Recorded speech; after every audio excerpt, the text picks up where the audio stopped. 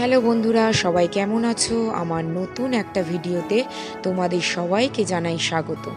তোমরা তো সবাই জানো আমার সোনাই মিঠাইয়ের জন্মদিন ছিল।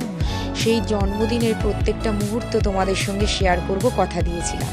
আজকে তারই একটা স্পেশাল মুহূর্ত তোমাদের সঙ্গে শেয়ার করলাম।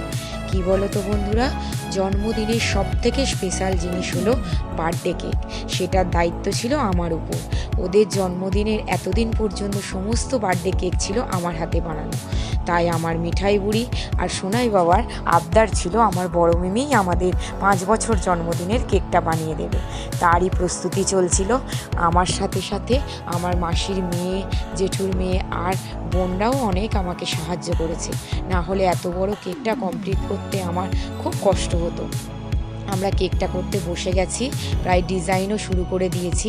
আমার মিঠাইয়ের আবদার ছিল পিঙ্ক আর হোয়াইটের মধ্যে ডেকোরেশন হবে, আর 5 বছরের জন্মদিন, তাই 5টা লেয়ার যুক্ত কেক হবে। তাই কেকটা হয়েছিল বিশাল বড়। একটু টেনশনও হচ্ছিল কেকটা কিভাবে ওখানে নিয়ে যাব, বা এতটা বড় কেক তো। তাই এই কেকটা তোমাদের সঙ্গে শেয়ার করে দিলাম। লাস্টের পুরো ডিটেল লুকটা কেমন হয়েছে অবশ্যই আমাকে জানিও। আমি তো চকলেট কেক সমস্ত কিছুই করি।